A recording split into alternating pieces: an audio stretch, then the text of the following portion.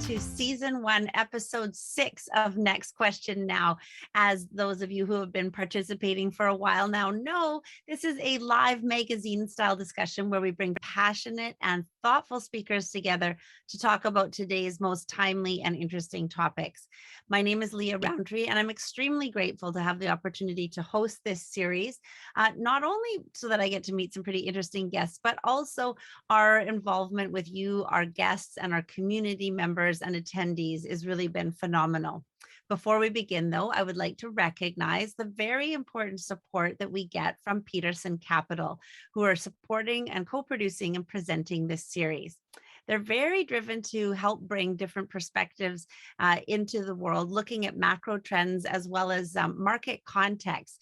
As you may know a little bit more about them, they are very interested in helping CEOs of public companies get more of a presence with retail investors. So their perspective and their presence here in helping us provide some context, not only for investors, but other interested Canadians, has been really important. And I would like to say, just before we get started, just a reminder that as you are participating, you can participate right now live in the Q&A. All of those questions will be forwarded to me. But if you don't have an opportunity to do so, we encourage you to join our communities on YouTube, iTunes, LinkedIn, Facebook, and Instagram to continue this discussion. Now, I would like to say thank you very, very much to our speaker today. All of our speakers volunteer their time. They're incredibly busy people, and we really, really take this opportunity to say thank you for participating and sharing your stories. David Fraser, Major General, retired David Fraser, was a commander of Operation Medusa in Afghanistan in 2006, which was the largest combat engagement of Canadian Armed Forces in over 50 years. Now, the goal of that operation was to defeat the Taliban, uphold the security of Kandahar, and build schools, district centers, family dwellings, teacher training facilities, hospitals, and clinics. Presently, he's volunteering his time along with 2 other retired generals and 20 volunteers to conduct a coordination campaign. And this campaign's objective is to support operations on the ground in Kabul by groups like the Veterans Transition Network, the Drummond Group, and others. They're providing funding through a registered charity and are very, very focused on helping families that are affected by the chaos in Kabul right now get evacuated. So, of course, he's the perfect person to tell us what's happening in Kabul today, and not only because of his history there, but because of what he's doing now to help Canadians. So, Major General David Fraser, thank you so much for joining us today. Leah, good to be with you. Thank you. I'd like to start today by going back a little bit in history. First of all, could you tell me about your beginnings with the Canadian military? Well, I think I'm a typical Canadian that, when I was growing up, I saw the stories of what Canadian soldiers did about providing hope and opportunity and how they liberated the Netherlands and, the respect that the Netherlands has to this day with Canada. And I just wanted to do something very similar. So I joined the forces. I have had the privilege of serving alongside of some of the best men and women in Canada, and have had lots and lots of operational experiences in Cyprus, Bosnia, the Iraqi War, and Afghanistan, and highlighted by the NATO mission, where in fact we fought hard. But I think what we're more proud of is that Canadians, all 40,000 veterans and the 159 soldiers who were killed over there, we bought time. We bought time for Afghans to try to find a peaceful solution. But more importantly is we brought education to this country, where when I was there, we had 6 million children in school. 2 million of them were women. That the highest number ever in the history of Afghanistan. And 20 years later, the Taliban have taken over the country, but you can't take away an education. So I think I'm pretty proud, along with all those other Canadians and coast to coast to coast, of what Canada's contribution was to international peace and security. Well, let's walk backwards then. So 9/11, the 20-year anniversary, sadly, just happened this past weekend. Where were you stationed when 9/11 happened, and what had been your involvement in Afghanistan, if any, at that time? Well, everybody remembers where they were on 9/11, and I was actually on the Army staff briefing the Army on the need to have new capabilities to counter terrorism. Hmm. And it was a poignant fact when we were looking on the TV that day that some of the capabilities that we were asking for would have actually helped mitigate some of the threats that we saw on the TV. 5 years later, I found myself in Afghanistan fighting an insurgency and trying to build a nation at the same time, in command of 9 nations, the 6 southern provinces under the US-led coalition that transitioned into the NATO coalition. We had about 12, 15,000 troops. First time to Canada was given a command role of this nature that had US troops under command of Canadian, myself, in combat operations since World War II. So a big honor, big responsibility. And I think we all can look back and see that our contributions actually meant something. And again, the international community did an awful lot for 20 years that it has forced the Taliban to do something they might have done in 2000 when they were ousted out of power. We have changed fundamentally this country. So in 2000, it was 2006 that you started there. What were you hoping to achieve? And then we'll come back to what you felt you achieved. The operation was called Operation Medusa, which, of course, if I think back to my mythology, means that you cut one head off in order and three others appear. Or actually, was Medusa the snakes? Explain to me the name, where you got the name for the operation. Actually, she was the one that turned everyone to stone. Medusa did it if you looked at her directly. So our task force was called Aegis. And Aegis was actually a protector, a teacher, and we wanted to have something that was going to signify our role in Afghanistan was not to kill, but was to protect and build. And this was Aegis, and Aegis slayed Medusa. And so we wanted to have the cloak of Aegis, the shield of Aegis, to protect Afghans while they were fighting this scourge called the Taliban, and we wanted to protect them. And so come, the summer of 2006, August and September, the Taliban came together for the first time during our international engagement in numbers we had never seen before. Mm-hmm. So they came from all the southern provinces. They came in out of Pakistan. They brought their top 10 commanders in. They brought 500 of their fighters, which we had never seen before, to have a set piece battle on ground that historically they had always defeated the international community. They defeated Alexander the Great. They defeated the British 3 times. They defeated the Russians there, and they wanted to defeat us on the same ground. So our job was really to defeat them on this, to protect the integrity of the Afghan government, to show the Afghan government that we would stand by them and support them in their hour of need against historical odds that were against us. And fundamentally, we were there to buy time and not defeat or win the war. We couldn't, but buy time and show our resolve to commit to Afghans that we would not cut and run. And we succeeded. And what General Bismillah Khan said, the head of the Afghan army, we did what no other white man or international community had ever done, which was to defeat the insurgency that used that ground that had always defeated the people who looked like us. So we did something different in history, and I think that's something else we can be proud of. Well, now, when we first went to Afghanistan, it was sort of vague in terms of how long we would stay there. While you were there in the mid 2000s, what did you expect would be happening 20 years after 9/11? What did you expect 2021 might have looked like versus what it did look like? Well, we first of all went over there to fight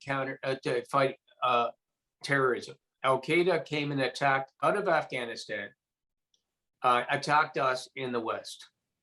And they attacked New York City and killed close to 3,000 people, including Canadians, and wounded some 15, 20,000 more.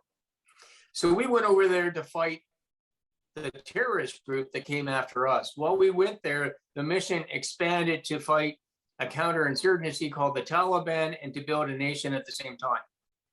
20 years later, we had put in $2 trillion US, over $1 billion in Canada, of $1.3 billion from Canada, to create a nation that should have been able to deal with the Taliban. But however, the will and determination of the Afghan leadership was not there to fight the Taliban. So fundamentally, on the 20th anniversary of 9/11, it was tragically, it was deja vu. We were finding ourselves back in 2000, where in fact we were witnessing where we started from. And that is probably the saddest thing that we had seen, is that we were back to the beginning with even more uncertainty and more unrest. So the rest of the world was busy looking at other things, and the Americans had announced that they were going to pull out. Now, what did you expect would happen versus what did happen? Well, first of all, after 20 years, we actually become as much a part of the problem as we do part of the solution. But after 20 years, two US administrations, a Democrat and Republican, decided it was time to leave the country. So what the US decided, the rest of the world just follows along suit, because whether we like it or not, they are the decider on this one. So they decided to leave, and they only had 3,000 troops on the ground. And so when they left, there was over 300,000 Afghan security forces, well-equipped, well-trained, well-supported, against about 50 or 60,000 Taliban. So from a quantitative analysis, they should have been able to deal with the threat. What many of us thought was it would probably unravel to a certain degree, but it would have unraveled in the terms of weeks or months. But what we actually saw was it unraveled in terms of hours and days, because of the lack of the will of the Afghan leadership to use what was given to them, 300,000 well-trained, well-equipped security forces against essentially a bunch of thugs. And they didn't bother to even pick up or use any of that. That was the shock of the international community. Now, given that hindsight is always 2020, when you look backwards, were there signs, signals, or flags that is what could have happened? Is there any way, of course, with the benefit of hindsight, that this could have been predicted or managed differently? I think in the short answer is yes. For many of us who were over there, I don't think the numerical disparity between what they had against what they were fighting was the key indicator, the KPI. It was the will and determination of the leadership to use it. And I think all of us had a question mark whether or not that leadership, and I'm talking about the political leadership, had the will and determination to stand up for what they were trying to sell. So the transition, not the decision to pull out, but the transition could have been done probably better, in the sense that the 3,000 Americans who were pulled out had a moral value and a psychological value that completely destroyed the will of the Afghan leadership, such that they weren't going to use their weapon that they could negotiate with the Taliban, and I'll come back to that in a second, or fight them, depending on what they wanted to do. The second piece is, looking back, is I said earlier that our job was to buy time for our peace process that was flawed. Three organizations in the peace process that didn't have the will and determination to see it to end. It was the Taliban, the Afghans, and the United States. The United States could have insisted that there was a peaceful political situation, a resolution, such that you gave the Taliban a voice in parliament, much like Sinn Féin. That was never achieved, which laid the groundwork for what we are experiencing today. So there was a number of transition and the peace process, which could have been done a lot better. And is that now, why was that not done? Was there, I mean, the challenge is, of course, is that you say, well, as soon as we acknowledge them in any way, we're giving them more credibility. But is that balance a better way than the sort of purist approach then? Is that what you're saying? Well, I wouldn't say the purist approach. I would say a more pragmatic, realistic approach. Hmm. That there are moderates within the Taliban, and we can talk about that because we're talking not the Haqqani side of the Taliban, but moderates like Baradar, who were leading the peace negotiations that should have been incentivized to say, if you negotiate, we'll give you a voice, we'll give you a position in cabinet and to the government, to actually welcome them back, to give them a role to come back, including those Afghans rich Afghans who were sitting offshore, or who let's give here's a word, reconciliation Hmm.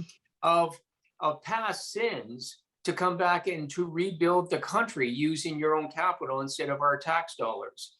It was never done. And I Hmm. think it was too purist. And Hmm. I look at all the parties, they were too pure in their positions that actually never achieved any sense of opportunity for a peaceful settlement. So what was it like for you then, watching this unravel and the chaos that was in Kabul and the outlying regions? What was it like, since you had been there and you know some of these people and you know the translators that you were trying to rescue, and you knew the families and you knew some of the people in government? What was that like? It was heart wrenching, because you know, I lost 35 Canadians during my tour. 79 in the brigade were killed, literally thousands wounded. The families of the fallen asking the question, was it worth it? The veterans asking the question, the number of men and women who were suffering mentally from this. It was heart wrenching for Canadians to see this unwind. And then the Afghans who helped us. We could not have done anything in this mission without Afghan interpreters, cultural advisors, locally employed civilians. Canadians bring a multicultural, multi-ethnic approach to everything we do, and we embed ourselves in the local community. We hire them, we buy their wares, and we try to assist them and show them through peaceful means how you resolve issues through dialogue and through collaboration, not through fighting. And to watch all this unwind, it was heart wrenching for the Mhm. Canadians, our Afghan friends, and just the international community to see this. And as I say, after 20 years, we're back to square one.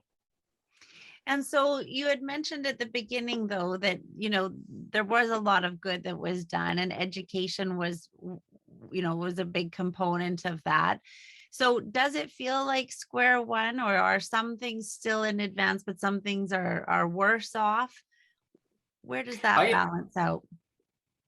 This is fundamentally a different country after 20 years. And I think, watching this event unfold in the last few months since the beginning of July, since we were working on this, we've actually been encouraged by the fact that this is a different country. We see the number of millions of women who are educated standing up for their rights. We see a nation that has experienced liberties and an Afghan form of democracy that they've created for themselves, that are not allowing the Taliban to just walk in and do what they want. We see the Taliban themselves in a very more moderate, controlled way, where they're being measured in the sense of how they're treating the civilians, the fact that they allowed the air bridge to stay open as long as they did, the fact that they're asking the international community for recognition and for support, and the willingness to work with them. This is different. How Mhm. long it lasts, I won't say, I won't speculate, but right now what we have seen and are seeing is something different, and it is a space that we can work in, and we should leverage the opportunity that is presenting to us now. Okay, well, let's talk some more about that. So there's the short term.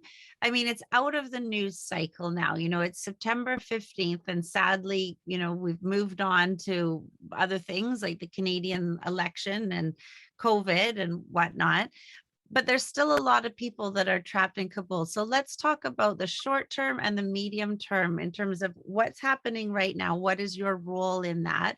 What else should we, as in governments and leaders, be doing right now? And then let's look at the medium term. So tell me what's going on right now. So in July, two other retired generals, Dennis Thompson and Dean Milner, and I got together and we said, look, this situation looks like it could unravel. We've got thousands, well, in fact, at the time, we had 120 interpreters who we were tracking that had worked with us that we wanted to assist get out of the country with their families. So we wrote a letter to the three ministers of global affairs, D&D, and immigration to say, we want to reopen the policy that we had to relocate interpreters that stopped off in 2011, where we actually pulled out 800. So we didn't want to do something new. We wanted to pull out these interpreters. A month later, the ministers agreed to doing this and announced a policy. When we started working, we found out there were other groups like Ammon Laurel, the Veterans Transition Network, the Afghan Canadian Initiative, and a whole bunch of others. So today we are working with around 1,300 applicants. And that's of one person to 10 people. So we're now talking thousands of people who are stuck in Kabul or Kandahar who want to leave the country. Mm-hmm. So we are working with these people. And our aim is the safe passage of these people outside of Afghanistan to bring them to this country where we can actually show them what we were all trying to work for over 20 years. Now, are those 1,300 applicants, as you said, each applicant is 1 to 10 people, are they in danger right now? Absolutely. And I can't say it enough. I mean, I've had wives calling me, my emails, texts, phones, crying on the phone because they have not seen their husband for 5 years. They are stuck. We have people stuck in Kabul who are hiding from the Taliban. The Taliban have not been paid. They're breaking into houses looking for food. Their leadership is in disarray. We can talk about that later. There are people on the hit list that the Taliban want to find who, this is a very dangerous time for people. People are running out of money, running out of food. They have no sense of hope because the air bridge is now closed and the only way they can get out is by land and only by trickles. This is a very dangerous time, even more dangerous as each day goes by. Mm-hmm. Now, you mentioned the running out of food. Some of that is economically driven. As you mentioned, people haven't been getting, the Taliban themselves, they haven't been getting paid. Are all of the supply chains in trouble? Fundamentally, we're not quite sure how the supply chain is working because the Afghan government, the Taliban, all their funds are frozen. Mm-hmm. They were frozen from the previous regime, so they have no monies. And so right now, what is happening is probably a lot of a black market. They're trying to establish new relationships, mainly with Pakistan. We saw new regional players, Turkey, Qatar, Ukraine, come in here. You've got China. It's a very dangerous time to see who is going to be the power brokers that will establish both a financial pipeline and a supply chain pipeline to get this country rolling. And the people that suffer the most are the civilians, the average person that's got no dog in the fight on this one, and especially those people who work for us, with us, and their families who want to get out of the country. This is becoming this is a humanitarian crisis. Mm-hmm. And your organizations are working very hard. What is the Canadian government doing right now? And is it enough? They're in the middle of an election. There's a lot of distractions happening. This is not a topic that's being discussed on the political level right now. What should Canada be doing more of right now in the short term? Well, first of all, the government was very slow to respond. For three retired guys to actually write a minister's letter, I would have expected more from our government than to ask us to do this. They should have had their eye on the ball and done something. They did something, but the bureaucrats still are working towards an Ottawa pace, not an Afghan pace. And the Ottawa pace is Monday through Friday. We had a long weekend called Labor Day. We're in the midst of an election, but meanwhile, there's a humanitarian crisis that is tied to this country. We have a moral obligation for these people who actually work with us, but also for all Afghans. If Canada talks about human rights, we should be doing an awful lot more to streamline the process and get these people qualified and figure a way to get them out by air and by land. It's not happening fast enough.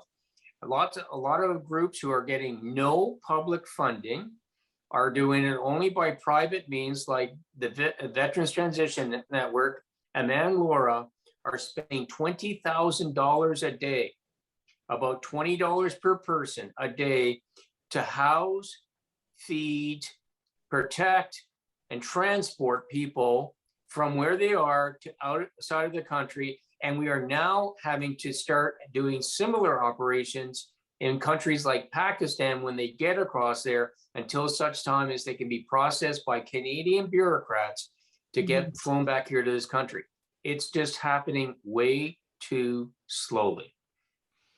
What could change that situation? What could draw some more attention? Well, I commend Canadians for their interest, and we've had some successful fundraising by private citizens, including from the Peterson group. We need to keep this in the eye of the people. We need to keep raising money, but fundamentally, everybody's got to talk to their parliamentarians and the bureaucrats to say, do what the Americans did. General Milley, who's gotten under an awful lot of pressure, he has actually partnered up with a bunch of veterans groups and US-based NGOs who are doing what we are doing to say, let's work on how do we get this done.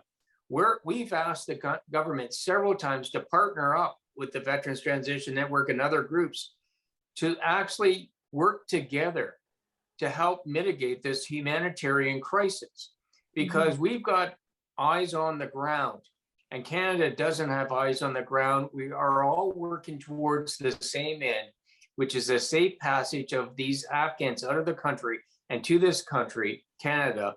And we need to work together and not in silos of expertise, but we need to break it down. We need to fund it, and we need to speed up the process. You sound very frustrated and disheartened. What keeps you going?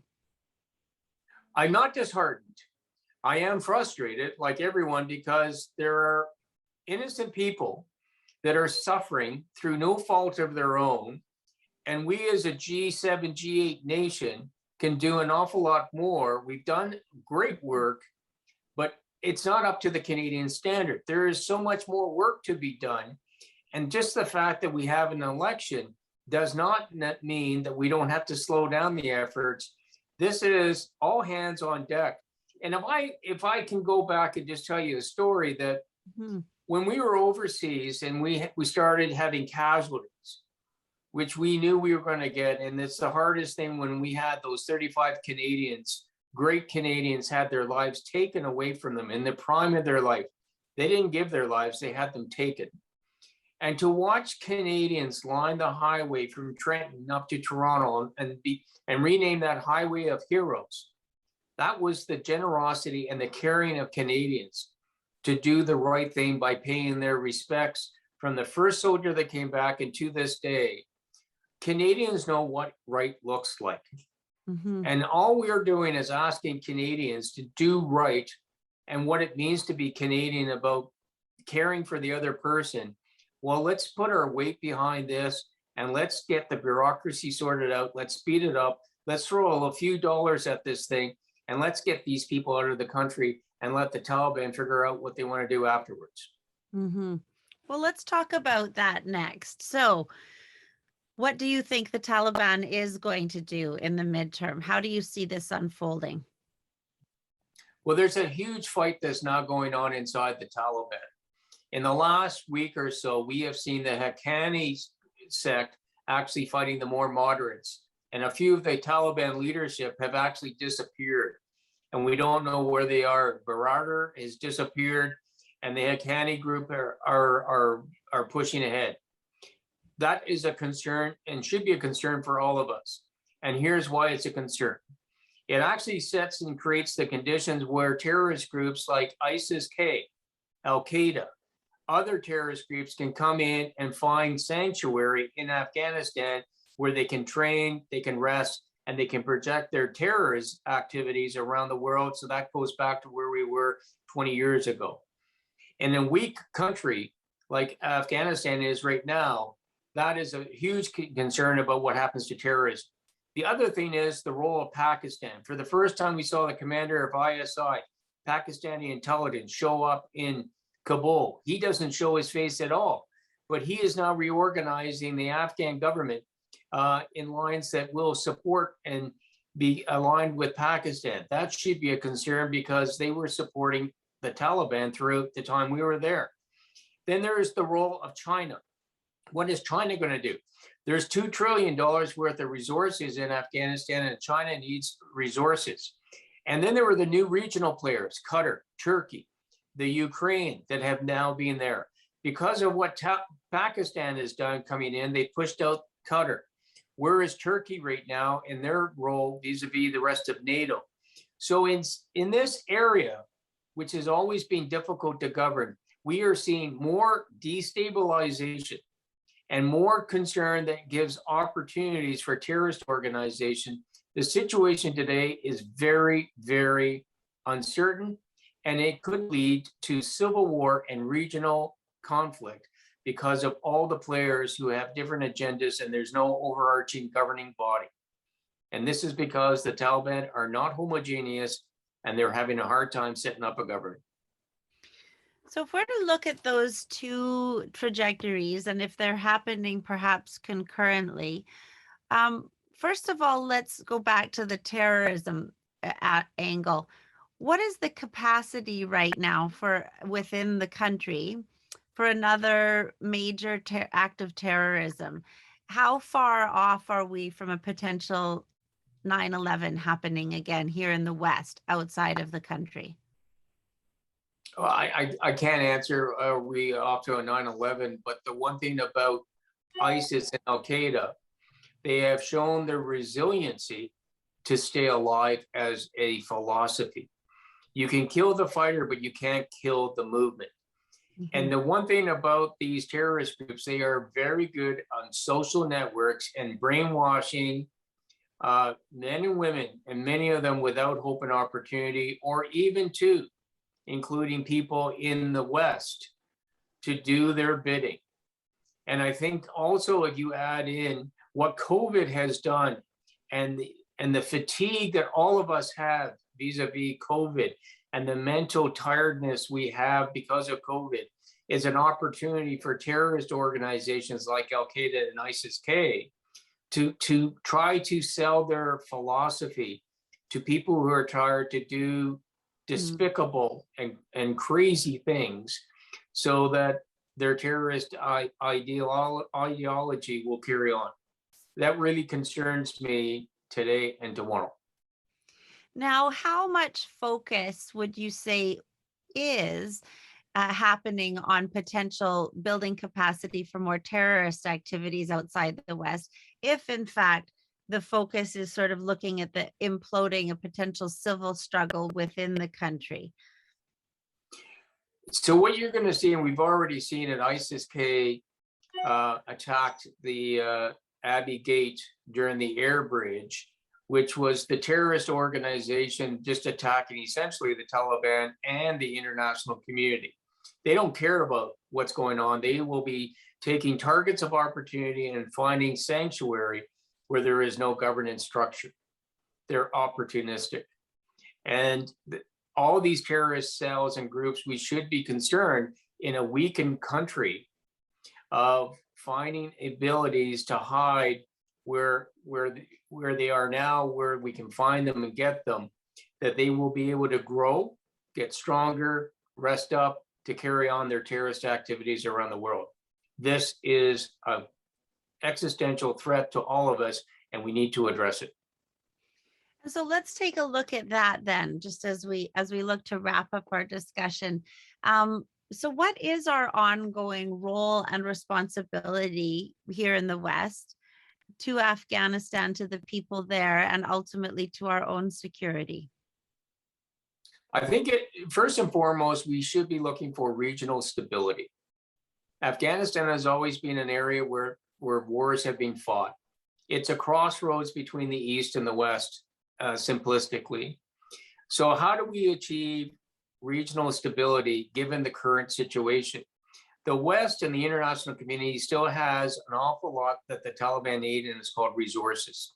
We don't need to recognize them as a government, but what we can do to say, as long as you are cooperating and being moderate and not taking away the advancements of what the country has, maybe there is a way that we can work together.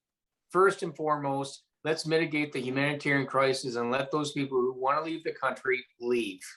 Mm-hmm. Once they've done that, then let's work through organizations like UNICEF, the United Nations, and work with them, and including the International Red Cross, where we can actually go and provide the resources necessary for the people of Afghanistan, which doesn't mean you have to recognize a government, which doesn't mean you have to fund them.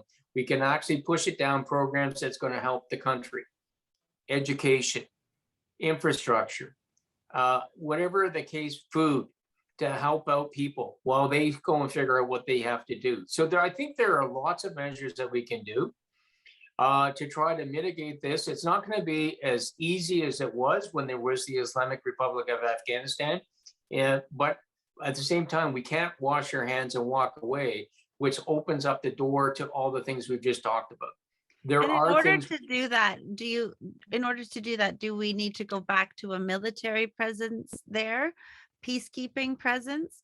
What would be the right mix of military, NGOs, nonprofits, etc.? As a former soldier, I would say there is not a military solution here. This is not about sending soldiers back in.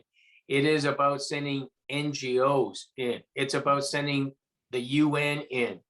This is not military. This is non-governmental. This is about humanitarian aid. That's what we have to focus on. The political side, forget it for now.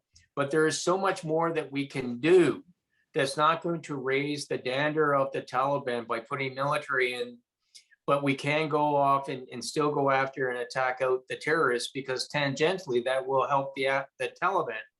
But what our focus should be on is the people of Afghanistan and how we can assist them through a regime that doesn't have the ideology that we have, and some of those regional players, in order to establish some regional stability. Mm-hmm. That's what we need to do, and it's going to be done through non-military means. So you've been inside and seen this from the inside, and you've been looking at it from the outside as well.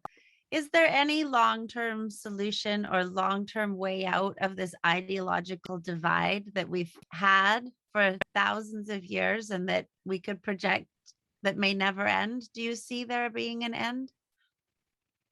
Simplistically, Afghanistan has been one of the hardest countries in the world to govern. I'm not sure it is governable. They have yet to figure out simplistically, you've got the Tajiks in the north, the Hazaras in the middle, and the Pashtuns in the south.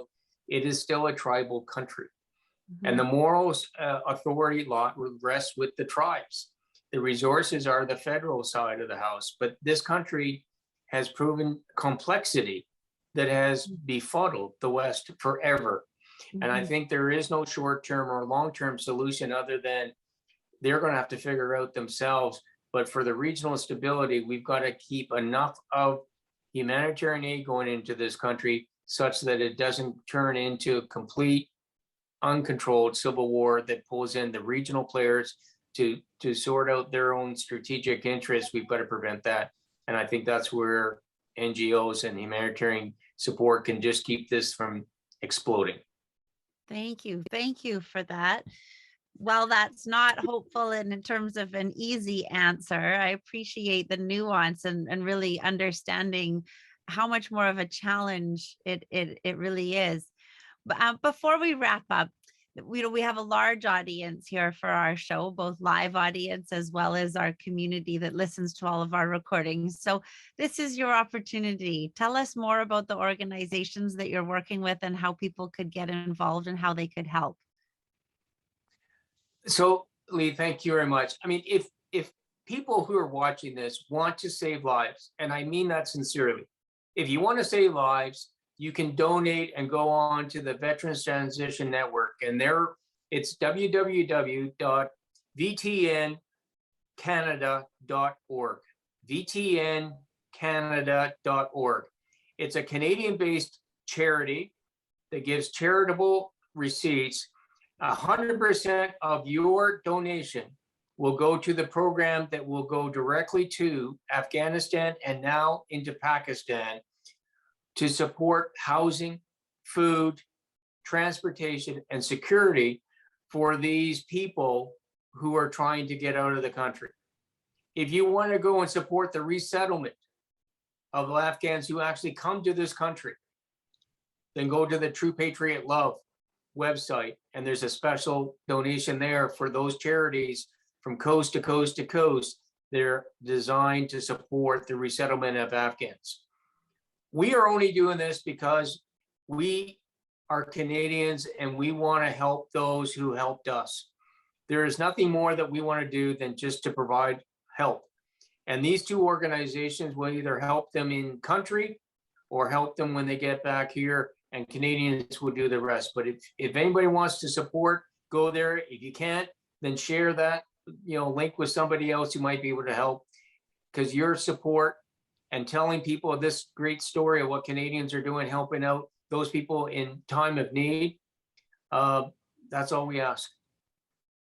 Well, thank you, Major General Fraser. I would like to just acknowledge you for the work that you have done, both professionally in your career and the work that you continue to do on behalf of the people there, and your role in really bridging. We talk about an air bridge and a land bridge, but really there's also an information bridge, that you are absolutely a critical piece of that infrastructure. And hopefully that keeping that information bridge open and flowing freely will be also part of the solution that we're all looking to find. So thank you so much to you and to your colleagues and for all of the work that you do. Thank you.